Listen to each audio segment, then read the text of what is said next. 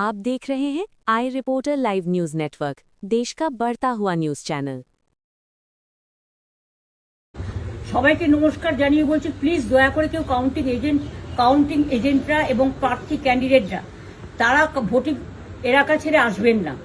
Strong রুমে যেখানে counting হচ্ছে মানে সেন্টারে, সেখান ছেড়ে কেউ আসবেন না।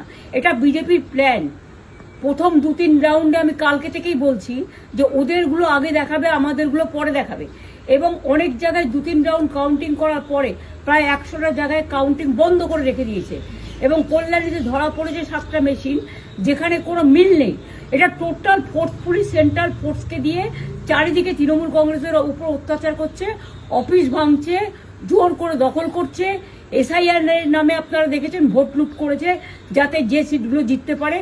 কিন্তু এখনো এমন 70টা সিট আছে, 100টা সিট আছে যেগুলো আমরা এগিয়ে আছি, সেগুলো বলছে না।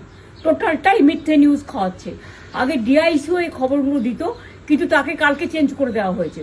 টোটালটাই ইলেকশন কমিশন নিজের ইচ্ছে মতো খেলছে, এবং সাথে কেন্দ্রীয় বাহিনীকে নিয়ে। এবং আমাদের পুলিশরা টোটাল মাথা নত করে কেন্দ্রীয় বাহিনীর আন্ডারে কাজ করছে। সুতরাং আমি সব আমাদের কাউন্টিং এজেন্টদের, আমাদের সমস্ত পার্টির কর্মীদের বলবো, অত মন খারাপ করার কারণ নেই। আমি বলেছিলাম সূর্যাস্তের পরে আপনারা জিতবেন। 3 রাউন্ড 4 রাউন্ড কাউন্ট হলেও এটা 14 রাউন্ড থেকে 18 রাউন্ড কাউন্ট হয়, তখন আপনারা জিতবেন। Wait and see, watch.